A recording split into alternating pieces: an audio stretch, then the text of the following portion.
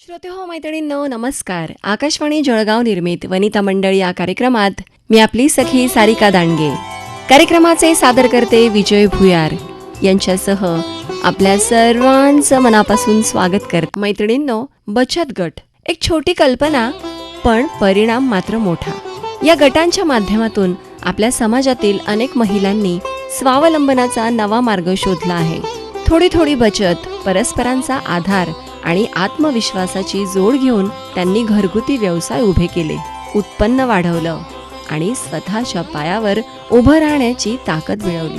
तेव्हा मैत्रिणींनो, आजच्या आपल्या वनिता मंडळ या कार्यक्रमात सुरुवातीला ऐकूया अशाच बचत गटाच्या माध्यमातून महिलांना स्वयंपूर्ण करणाऱ्या बचत गटाच्या विभागीय बँक व्यवस्थापक प्रियंका झोपे यांची वैदेही नाखरे यांनी घेतलेली मुलाखत. महिला सक्षमीकरण, महिला सबलीकरण हे शब्द आपण वारंवार ऐकत आहोत आणि त्या दृष्टीने सरकारने देखील महत्त्वाची पावलं टाकलेली आहेत. त्यातलं सर्वात महत्त्वाचं पाऊल म्हणजे महिला बचत गटांची स्थापना करून लघुउद्योगांच्या माध्यमातून त्यांना रोजगार उपलब्ध करून देणं. ही सगळी प्रक्रिया घडते ती बँकेच्या माध्यमातून. म्हणूनच आज आपण बँकेच्या व्यवस्थापक पदावर कार्यरत असणाऱ्या आणि बँकेच्या बचत गट विभाग प्रमुख म्हणून महत्त्वाची जबाबदारी सक्षमपणे पेलणाऱ्या प्रियंका झोपे यांना आपण आमंत्रित केलेला आहे. जाणून घेऊया बचत गटासंदर्भात आणि एकूणच त्यांच्या कार्यप्रवासासंदर्भात. नमस्कार मॅडम, स्वागत आहे आपल्या स्टुडिओमध्ये. नमस्कार मॅडम, आपण MSW हा अभ्यासक्रम पूर्ण केलेला आहे. MSW हा अभ्यासक्रम सामाजिक कार्यामध्ये आपण नेमकं कसं वावरावं किंवा त्याबद्दल कोणती भूमिका असायला पाहिजे ह्याविषयीचा तो शिक्षणक्रम आहे. आपल्याला केव्हा वाटलं की आपण हा शिक्षणक्रम पूर्ण करावा आणि ह्या माध्यमातून समाजसेवा करावी, असं आपल्याला कसं मनात आलं? काही कौटुंबिक पार्श्वभूमी होती? खरं तर कौटुंबिक पार्श्वभूमी होती. लहानपणापासूनच आई वडील शिक्षक होते आणि गावाकडे शिक्षण झाल्यामुळे जे मुलं शिकू शकत नव्हते त्यांना आई वडील पुरवणं, पुस्तकं पुरवणं. आणि मग नंतर असं लक्षात आलं की आई एखाद्या मुलाला दत्तक घ्यायची आणि 12वीपर्यंत त्याचं शिक्षण पूर्ण करायची किंवा कोणाला काही मदत लागली तर ती करायची. आणि त्याच पद्धतीने आम्ही पण वावरत होतो. आई या मुलीला हे नाही, हे आई म्हणायची घेऊन जातो हे पुस्तक. आणि मग हळूहळू असं लक्षात यायला लागलं आईला पण की हिचा कल जास्त या विषयात आहे की हिला मदत करायला खूप आवडते. आणि मग शिक्षण घेत असताना फार हुशार नव्हती मी, मीडियम होती. कारण माझं चित्त अभ्यासापेक्षा जास्त इतर कामं करणं, डान्स बसवणं किंवा वक्तृत्व या विषयात जास्त कल होता. मग तसं आईने फोर्सही नाही केला मला. आणि मग नंतर ऍडमिशन घेताना असा विषय झाला की काय करायला पाहिजे. मी 12वी सायन्स केलं खरं तर. पण नंतर माझ्या डोक्यात आलं की आपण MPSCची तयारी करायला पाहिजे. म्हणून मी 12वी सायन्स करून आर्ट्सला ऍडमिशन घेतली, हिस्ट्री घेऊन. आणि कदाचित त्या परीक्षा मी पास होऊ शकली नाही असं म्हणायला हरकत नाही. आणि मग MSWचा अभ्यासक्रम विद्यापीठात पहिल्यांदा सुरू झाला. आणि मग मला असं म्हटले, माझे मोठे काका प्राचार्य होते, ते मला म्हटले की बेटा मला असं वाटतं की तुला जर त्याच्यात इंटरेस्ट आहे तर तू MSW केलं पाहिजे आणि मग कदाचित तुला ते करता येईल. तुझ्याकडे जे स्किल आहे, तुला जे बोलता येतं, जे कन्व्हिन्स करता येतं, त्याच्यामुळे मग त्यांनी माझी ऍडमिशन MSWला घेतली. MSWला ऍडमिशन घेतल्यानंतर तर स्टेजच मिळालं. आणि मग आमचं फील्डवर काम करणं, युनिसेफचे कामं करणं, ग्रामीण भागात जाऊन त्या महिलांशी संपर्क करणं, विविध कार्यक्रम करणं. आणि स्टुडंट लाईफमध्ये असं असतं की विचारसरणी एकत्र आली की मित्र बनतात. तशी आमची एक टीम तयार झाली आणि मग आम्ही ह्या कामाला सुरुवात केली. कॉलेजचं काम आहे याच्या पलीकडे जाऊन आम्ही ते करायला लागलो. आणि MSW पूर्ण झाल्यानंतर बँकिंगच्या एक्झाम द्याव्या असं मला दिल्यानंतर ची एक्झाम मी पास झाली. आणि जेव्हा इंटरव्ह्यूला आली तेव्हा एक्झॅक्ट असाच प्रश्न माझ्या समोर आला की तुम्ही MSW झाला आहात आणि बँकेत का आलात. तर मी सहज म्हटलं की सर्व्हिस देणं ही सेवा तर सगळ्या दूर आहे, मग ती कुठेही असली तरी. मला जॉईनिंग मिळाली आणि सुरुवातीचे एक 5-7 वर्ष मी बँकिंगच्या एक्झाम मध्ये गुंतली, त्या दिल्या, प्रमोशन घेतले. आणि साधारणपणे 2012-13ला मला अचानक अध्यक्ष साहेबांनी बोलवलं आणि असं सांगितलं की आपल्याकडे बचत गट विभाग तयार केला आहे आणि त्याला डेव्हलप करायचा आहे. तर मला माहिती की तुझं MSW झालंय तर तू तो करशील का. मी थोडा विचार केला, कदाचित कॉन्फिडन्स लूज झाला असेल. पण माझ्या हस्बंडने मला असं सांगितलं की तुझ्यामध्ये ते आहे तर तू करू शकते, चॅलेंज घेऊन काम करण्यात वेगळी मजा आहे. आणि मी ते ऍक्सेप्ट केलं. तिथून तो डिपार्टमेंट पूर्ण डेव्हलप करण्याची जबाबदारी आली. खरं तर छोटं डिपार्टमेंट होतं, 800-850 बचत गट तेव्हा होते. पण नंतर मला ते करताना खूप स्ट्रगलही करावं लागलं, मेहनत लागली. कारण बँकिंगला जोडणं या महिलांना गट तयार करून याचं कॉम्बिनेशन करणं खूप कठीण होतं सुरुवातीला. आता ते खूप सोपं आहे, कोणी गट करू शकतं बँकेत. पण तेव्हाचं ते कॉम्बिनेशन करण्यासाठीचे वेगळे वेगळे कार्यक्रम आयोजित करणं, ते फील्डला जाऊन महिलांशी बोलणं, त्यांना कन्व्हिन्स करणं, गटाचा काय फायदा हे सांगणं, हे सगळं तेव्हा मी स्वतः फील्डवर जाऊन करत होते. वा, किती वर्ष झाले आपण ही जबाबदारी स्वीकारली आहे? 15 वर्ष झाली मला ही जबाबदारी मी स्वीकारली आहे. बरं, आपण बोलता बोलता उल्लेख केला की आपण खूप संघर्ष केला. तेव्हा 850 संख्या बचत गटांची होती. आता ती संख्या किती आहे? आत्ता ती संख्या 3500 आहे गटांची. बापरे, म्हणजे जवळजवळ 3-4 पट ही संख्या आपण वाढली मेहनत आहे. घेऊन वाढवली आहे. मॅडम, मला असं सांगा की बचत गट स्थापन करण्यासाठी महिलांना आपण कसं कन्व्हिन्स करता? कारण ग्रामीण भागातल्या महिला असतात आणि त्यांच्याकडे मुख्य म्हणजे रोजगारासाठी किंवा उद्योगासाठी पैसा उपलब्ध करून देणं हा या बचत गटाचा मुख्य उद्देश असतो. अगदी. काय अनुभव आहेत आपले? खरं तर बचत गट तयार करण्यासाठीची जी मेहनत होती खूप पूर्वी, आता ती फारशी राहिली नाही. पण गट करताना महिलांना आपण जर असं सांगितलं ना की तुम्हाला फक्त पैसा मिळणार आहे बँकेकडून, तुम्ही गट करा, तर तो इझी होतो. पण तसे गट करण्याकडे माझा कल कधी नव्हता. बर, कारण मी एक गोष्ट खूप अनुभवली होती मॅम, की आई माझी शिक्षिका होती, नंतर ती व्हाईस प्रिन्सिपल झाली, परंतु ती बँकेची पायरी पगार काढायसाठी कधीच चढायची नाही. बर, सगळं बाबा बघायचे आहे. आणि माझ्या डोक्यात एकच होतं की असं नाही झालं पाहिजे. मी बँकेत लागल्यावर आईला म्हणायची की तुझा पगार तू काढला पाहिजे, तुझी इन्व्हेस्टमेंट तू केली पाहिजे. आणि माझ्या डोक्यात ते सारखं सुरू राहायचं. मग मी जेव्हा ग्रामीण भागात किंवा महिलांना भेटायची तेव्हा त्यांना मी सांगायची की तुमच्या हातामध्ये तुमच्या हसबंडने पगार दिल्यावरती तुम्ही पैसा कुठे ठेवतात? मग डब्यात ठेवतो, साडीत ठेवतो, लपवून ठेवतो. मग मी त्यांना म्हटलं लपवण्याचं एक छान साधन माझ्याकडे आहे, बर, तुम्हाला ते आवडेल का? मग त्या थोडा विचार करायच्या, हसायच्या. मग म्हणायच्या मॅडम आम्ही बँकेची पायरी चढलो नाही, आम्हाला स्लिप भरता येत नाही, आम्ही बँकेत गेलो तर लोक हसतील, लिहिता येत नाही. त्यांना असं सांगायची मी की आम्ही तुम्हाला हे सगळी मदत करू, पण तुम्ही बँकेत या. बर, बचत गट तुमचा मी फॉर्म करून देईल, तो फक्त पैशांसाठी नाही, हे सगळं तुम्हाला शिकावं लागेल. आणि हे शिकल्या तर तुम्ही व्यवसाय पण करू शकतात. बरोबर. मग त्या आनंदाने यायच्या, त्यांना स्लिपही भरून द्यायचो आम्ही आणि मग ते शिकवायचो हळूहळू. मग त्यांचं त्या 4 महिलांना सांगायच्या या बँकेमध्ये असं करतात, मग त्या घेऊन यायच्या, मॅडम यांना पण गट करायचा आहे. बरोबर. मग ती प्रोसेस सोपी होत गेली हळूहळू. मॅडम, तुमच्या बोलण्यातून मला असं जाणवलं की तेव्हा तुम्ही स्लिप वगैरे भरून बँकेमध्ये काम व्हायचे, परंतु आता तंत्रज्ञान वाढलं आहे. जरी महिला थोडंसं एक पाऊल पुढे सरकल्या असल्या तरी आता त्यांच्या पुढे प्रश्न आहे की डिजिटल साक्षर होणं, कारण सगळे व्यवहार बँकेचे हे सगळे आता डिजिटली झालेले आहेत. या संदर्भात आपले अनुभव काय आहे? मॅम, सगळी प्रोसेस आम्ही अगदी व्यवस्थित पुढे सरकवतोय बँक म्हणून. कारण त्यांना जसं आम्ही स्लिप भरायला शिकवलं तसं कोरोनाने त्यांना ऑनलाईन पैसे ट्रान्सफर करायला पण आम्ही ट्रेनिंग्स घेतले कोरोनात. त्यांना कोरोना सुरू असताना त्यांना प्रशिक्षणांचं आयोजन केलं आम्ही. त्यांना मोबाईलमधून ॲप डाउनलोड करून ते पैसे तुमच्या बचत गटाच्या खात्यात कसे ट्रान्सफर होतील हे शिकवलं. वैयक्तिक पैसे प्रत्येकीने त्या खात्यात कसे द्यायचे हे शिकवलं. तुमचं स्वतःचं सेव्हिंग खातं उघडण्याची आवश्यकता का भासली त्याचं महत्त्व तेव्हा त्यांना खूप जास्त जाणवलं आणि त्याच्यानंतर त्यांनी स्वतःहून सगळे सेव्हिंग उघडायला सुरुवात केली. आत्ता बदलत्या काळानुसार त्यांना बँकेत येण्याची गरज राहिली नाही, त्याच्यामुळे डिजिटल अवेअरनेसचे प्रोग्राम आम्ही सातत्याने बँकेच्या माध्यमातून घेतोय आणि महिलांना ते शिकवतोय. बँकेने एक स्वतः ऍप डेव्हलप केलंय, ते त्यांना चालवायला शिकवतोय. छोटे छोटे व्यवसाय करत असले तरी QR घेणं किती गरजेचं आहे. सुट्ट्या पैशांची तुम्हाला अडचण येते तर ते त्यांना देतोय. ही मोहीम सातत्याने सुरू आहे आमची आणि त्या घेतायत आनंदाने. त्यांना करून दाखवतो, प्रदर्शनीला शिकवतो, किती सोपं सांगतो. मग तुम्ही जर पैसा हातात असता तो खर्चून टाकला असता, तो खात्यात वाचला आहे, आता तुम्ही व्यवसाय वाढवू शकता हे शिकवतो. वा वा, महिला सुद्धा या दृष्टीने प्रगत होत आहेत. म्हणजे बचत गट स्थापन करण्यापुरताच त्यांचं शिक्षण मर्यादित राहिलेलं नाही, अजिबात नाही. मॅडम, हे सगळं करत असताना आपल्याला निश्चितच असा भावस्पर्श अनुभव देखील आला असेल, कारण ग्रामीण भागातल्या महिला असतात त्यांची परिस्थिती खरंच खूपच, म्हणजे मी तर म्हणेल की बेताची पण नसते. त्यांना अनेक प्रश्न, विवंचना त्यांच्या समोर असतात. तर आपल्याला असा काही अनुभव आलेला आहे काम करताना? खूप अनुभव आहेत मॅडम असे की अगदी खायला मिळत नाही अशा महिलांना सुद्धा गटात आणलंय आम्ही. त्यांना त्यांच्या विवंचना खूप कमी आणि वेगळ्या असतात, म्हणजे गरजा कमी असतात आर्थिक, आणि या आर्थिक गरजा त्यांना भागवायच्या असतील तर त्यांना ह्या बचत गटातूनच भागवता येऊ शकते. बर. कारण मला एखाद्या महिलेला फक्त 5,000 रुपयाची गरज असते, बँक 5,000चं कर्ज नाही देत. ती काय म्हणते की 5,000 देण्यासाठी एवढी मोठी प्रोसेस करणं मला परवडत नाही. बरोबर. अशा वेळेस गटामधून अंतर्गत कर्ज त्यांना उपलब्ध करून दिलं तर त्यांची ती गरज भागते.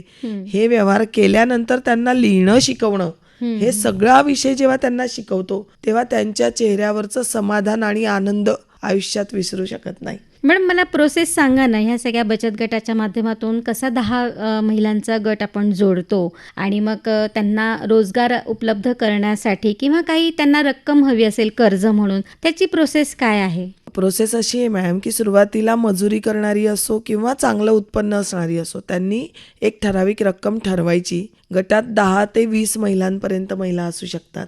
20च्या वर असू शकत नाही, कारण रजिस्ट्रेशन फॉर्मचा एक कॉन्ट्रॅक्ट आणि कायदा आहे, त्याच्यामुळे त्या 20 पर्यंत असू शकतात. आपली एक बचतीची रक्कम ठरवावी लागते, 100, 200, 50 जी काही असेल. जनरली सगळ्या महिला एकाच परिस्थितीतल्या असल्या पाहिजे, म्हणजे त्या एकमेकांना समजून घ्यायला मदत होते.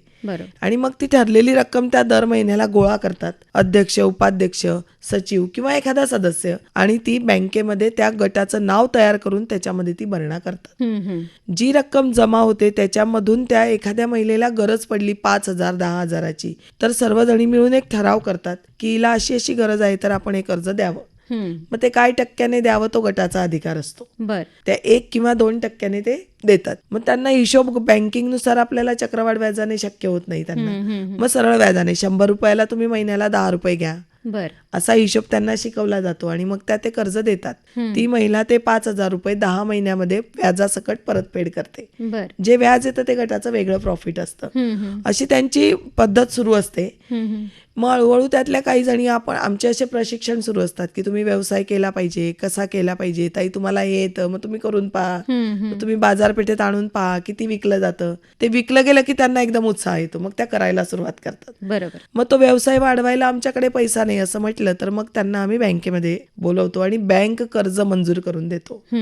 पहिलं कर्ज 50,000 असतं, कारण व्यवसाय छोटा असतो आणि तो वाढवायचा असतो. याची मर्यादा 5 लाखापर्यंत आहे. मग त्या व्यवसाय वाढीसाठी ते कर्ज घेतात आणि मग त्यातनं ते परतफेड करण्यासाठी व्यवसाय सुरू करतात. आणि मग त्यांना ते एकदा रुटीन लागलं आणि हातात पैसा यायला लागला की महिला कशी असते, तिला तो जमा करणं खूप आवडतं. हो, बचत करणं आणि खूप आवडतं आणि मग ती ते करते पुढे. आत्ता पण उल्लेख केला की ह्या महिला रोजगार करतात, त्यांच्यामध्ये ज्या काही ॲबिलिटीज आहे किंवा कोणी पापड बनवत असेल, कोणी अनेक प्रकारचे उद्योग आहे. अगदी लघु उद्योग म्हटले तर त्याच्यामध्ये भरपूर गोष्टींचा समावेश होतो. हा जो तयार माल झालेला असतो ह्याच्यासाठी बाजारपेठ उपलब्ध करून देणं सुद्धा महत्वाचं काम असतं.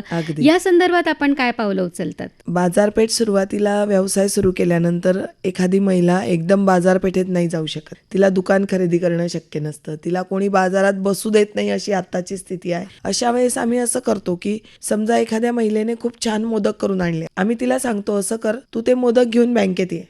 मग कोणीतरी अधिकारी आमचे ते मोदक खरेदी करतात, त्याची टेस्ट घेतो सगळे आणि मग तिला ऑर्डर देतो की ठीक आहे तू आम्हाला बनवून आण. मग तिला तो उत्साह येतो.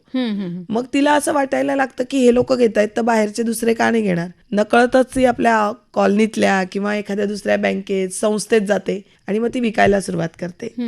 1 दिवसीय बाजारपेठेचं आयोजन करून देतो, जिथं त्यांना स्टॉल लावता येतात आणि आपण तयार केलेला माल विकता येतो.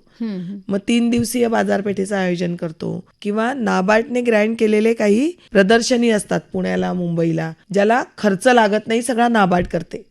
अशा प्रदर्शनींना त्यांचं नॉमिनेशन करून त्यांना तिथं पाठवतो. सोबत आपली एखादी सहयोगिनी देतो जी तिला ते शिकवते की कसं तू इथं राहिलं पाहिजे, केलं पाहिजे. आणि एकदा 2दा त्या गेल्यानं की महिलाची ग्रास्पिंग पॉवर माझ्या माहितीनुसार पुरुषापेक्षा खूप जास्त आहे आधीच, आणि मग ती नंतर ऑटोमॅटिकली त्याच्यामध्ये उतरते आणि तीच मला सांगायला येते, मॅडम इथं प्रदर्शनी, मला जायचंय, मग तुम्ही नॉमिनेशन करून देणार का, मी करू रजिस्ट्रेशन, असं त्या विचारतात मला. मग आपण त्यांना सांगा तुम्ही कुठं करणार, मॅडम माझा मुलगा एक तर मोबाईलवर करून देईल, नाही तर मी सायबर कॅफेवर जाऊन करून घेईल. त्यांना तेही माहितीये की कुठे जाऊन करायचं आहे. फक्त सुरुवातीला त्यांना चालायला शिकवलं पाहिजे, याची एवढीच गरज खूप आहे. धावण्याची क्षमता त्यांच्यामध्ये आहे. अगदी अगदी मॅडम, आपण आता सगळं सक्षमीकरणाबद्दलच बोलत आहोत. महिला सक्षमीकरण आणि महिलांच्या नेतृत्व विकास प्रशिक्षणाचे मेळाव्याचे आपण आयोजन देखील करत असतात. 10 महिलांचा जेव्हा बचत गट होतो त्याच्यामध्ये एक कोणीतरी नेतृत्व गुण स्वीकारत असतो आणि अगदी. सगळ्यांना घेऊन पुढे चालत पुढे असतो. महिलांच्या अंगी मुळातच नेतृत्व क्षमता असते, ती फक्त आपल्याला त्यांना जाणीव करून देण्याची बस. गरज असते. अगदी आपण महिला मेळाव्यांचं आयोजन करता, काय अनुभव असतात आपले ह्या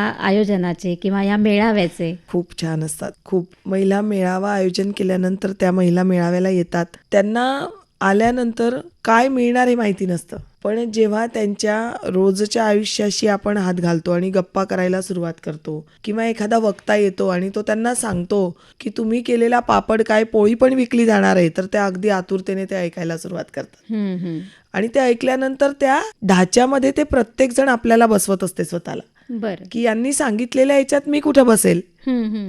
आणि मग त्या ते पूर्ण लेक्चर झाल्यानंतर त्या भेटतात त्या वक्त्याला आणि विचारतात, सर माझं असं आहे, मला तर पॅकिंग येत नाही, मग ते कसं करायला पाहिजे. मग त्या म्हणतात, मग ते मॅडम मग तुम्ही पॅकिंगचं नाही प्रशिक्षण घेऊ शकत का. आपण त्यांना सांगतो येस आम्ही घेऊ शकतो, तुमची डिमांड असली पाहिजे की आम्ही काय घेतलं पाहिजे. आणि मग आपण त्यांना ते जोडून देतो पुढे. मग त्या अशा पद्धतीने सरकतात. पण याचा परिणाम असा होतो की पूर्वी ज्या 50 महिला यायच्या कार्यक्रमाला त्या आता 200, 250, 300 येतात. बरं. आणि त्या ते ऐकतात. मग त्या नेतृत्व गुणांमध्ये त्या सांगतात की मॅम आम्हाला आमच्यामध्ये काय नेतृत्व हे कळलंच नाही. मग आपण त्यांना विचारावं का तुम्ही लग्नामध्ये काय केलं मुलीच्या. मग त्या सांगतात मॅम मी असं केलं, हे जबाबदारी केली, सगळं माझ्यावर डिपेंड होतं. That is leadership. बरोबर. मग त्यांना ते कळतं की आपण कसं नेतृत्व डेव्हलप केलं पाहिजे.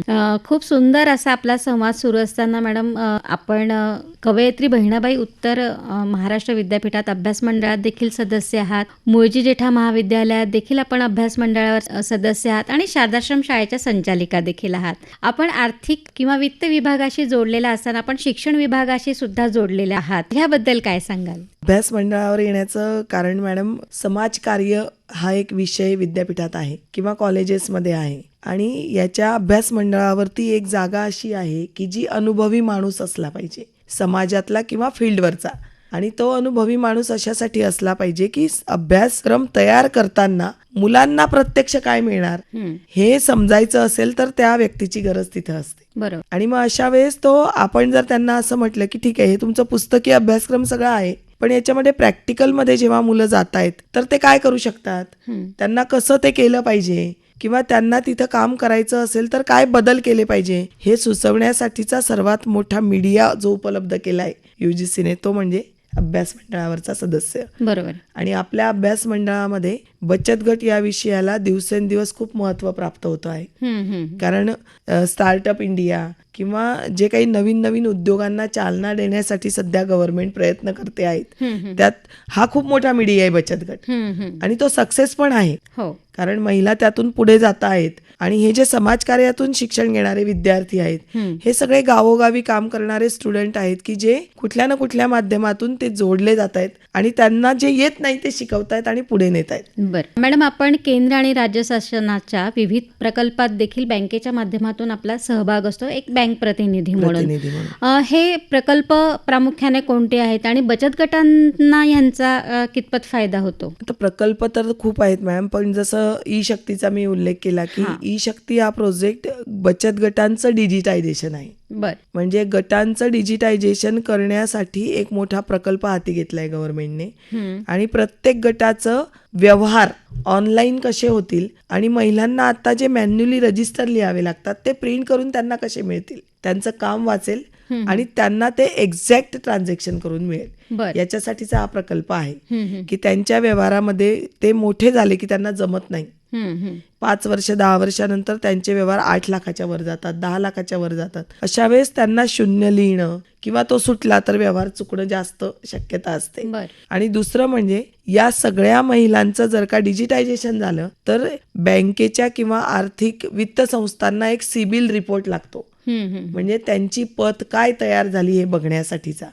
आणि एखादी महिला व्यवसाय खूप मोठा करते पण तिचं पत तयार झाली का हे बँकेच्या कर्जातूनच दिसू शकतं. अशा वेळेस बचत गटातून केलेले व्यवहार पण त्यांच्या सिबिल मध्ये व्हावे या दृष्टिकोनातून तयार केलेला हा प्रोजेक्ट आहे. तो आमच्या लक्षात आलं की डिजिटायझेशन केल्यावरती महिलांना बचत गट करण्यात खूप इंटरेस्ट आहे. ट्रान्सपरन्सी खूप जास्त जनरेट होते, त्याच्यामुळे त्याचं खूप मोठं बेनिफिट आहे. बरं, माय पॅड आणि माय राईट हे सुद्धा प्रकल्प आपण राबवले हो. आहेत, त्याबद्दल काय सांगाल? हा एक पायलट प्रोजेक्ट आहे. 2019ला महिला आणि बाल कल्याण विभागाच्या सेंट्रल गव्हर्नमेंटने पॅड तयार करण्याचा एक पायलट प्रोजेक्ट तयार केला होता आणि संपूर्ण भारतातून निवेदिका मागवल्या होत्या बचत गटांच्या. निवेदिका मागवल्यानंतर आपणही ती भरल्या, आपल्याही 3 गटांच्या भरल्या आणि त्यांनी प्रत्येक राज्याला एक असे 30 बचत गटांचं सिलेक्शन केलं आणि योगायोगाने महाराष्ट्रातून फक्त आपल्या जळगाव झाशीच्या राणी गटाचं सिलेक्शन केलं. बरं. पॅडची मशिनरी आणि मटेरियल वर्षभर पुरेल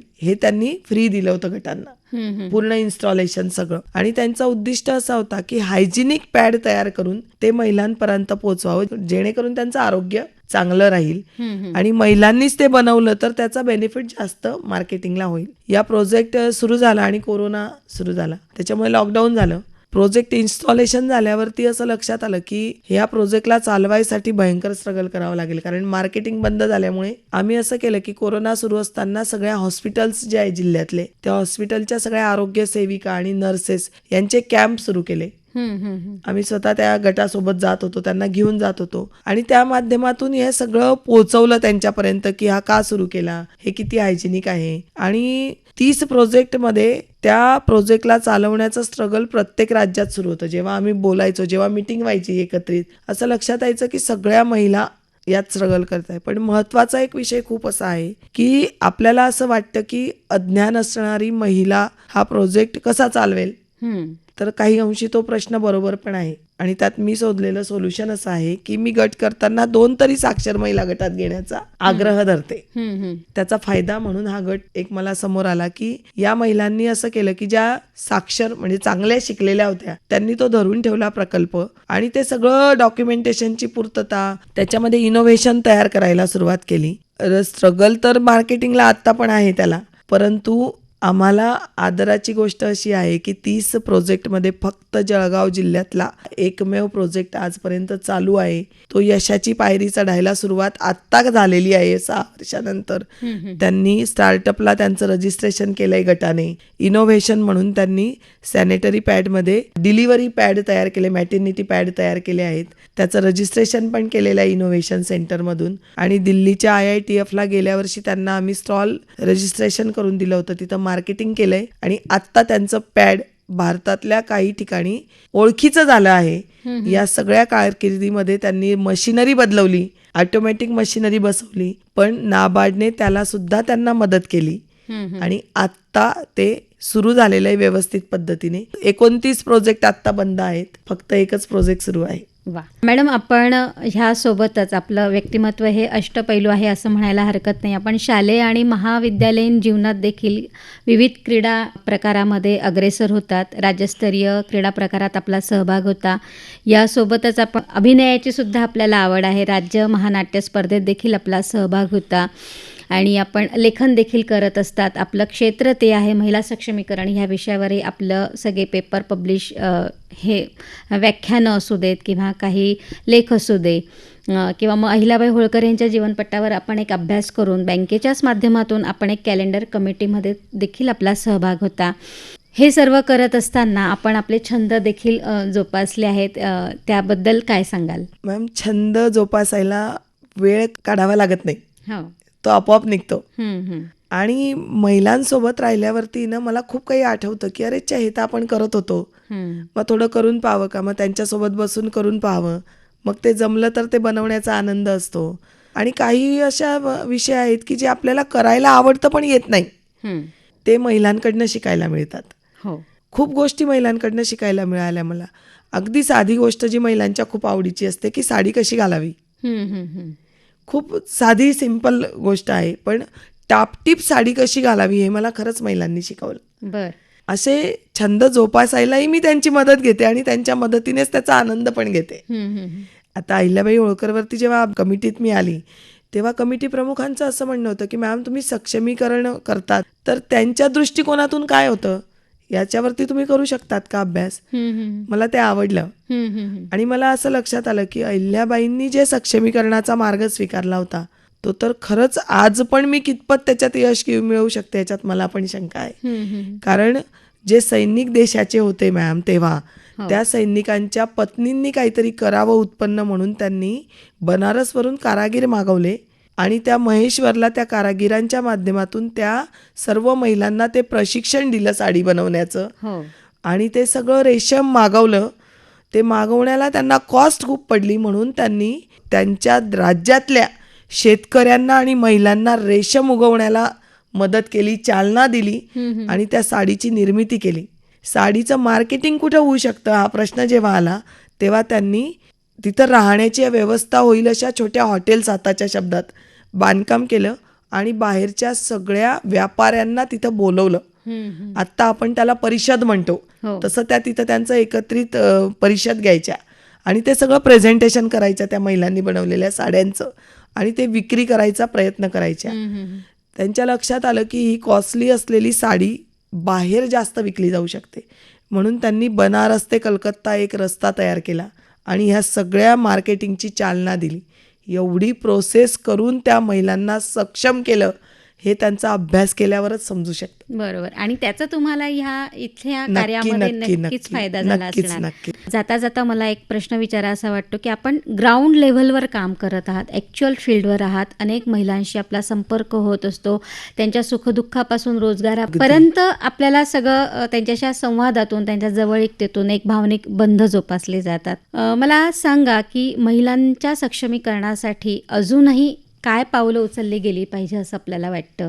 आज चित्र नक्कीच सुखदायी आहे पण ते 100% नाहीये. अजिबात ते कुठे ना कुठेतरी काही ना काहीतरी बोचतं आहे, कमी राहिली आहे असं वाटतं.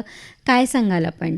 आत्ता खरं तर महिला सक्षमीकरणासाठी काय प्रयत्न करावे असा प्रश्न जेव्हा येतो ना तेव्हा त्यांच्या हुशारीचा फायदा घेणाऱ्या लोकांपासून त्यांना कसं लांब ठेवायचं हे मोठं चॅलेंज माझ्यासमोर आहे. बरं. आणि दुसरं असं की त्यांना व्यवहार शिकवताना त्यांना जे काही फ्रीमध्ये मिळत होतं आत्तापर्यंत तर त्यांना त्यांचे आर्थिक समीकरणं जुळवायला खूप त्रास होतो या गोष्टींमुळे. कारण मला कधी कधी असं वाटतं की त्यांना उभं करण्यासाठीचं ठीक आहे की आपण त्यांना ते फ्री देऊन त्यांना उभं करतो, त्यांचा एक्सपिरियन्स वाढतो आणि मग त्या पुढे सरकतात. बट त्यांची मानसिकता बदलवण्यासाठी त्यांना ट्रेनिंग्सची खूप आवश्यकता आहे की यस मला हे फक्त पुढे जाण्यासाठी होतं, याच्या पुढे मला जे करायचं आहे ते कुठलंही फ्री नाही. किंवा टॅक्स भरण्यापासून त्यांना मला शिकवावं लागते की नाही नाही तुम्ही आता रिटर्न भरा.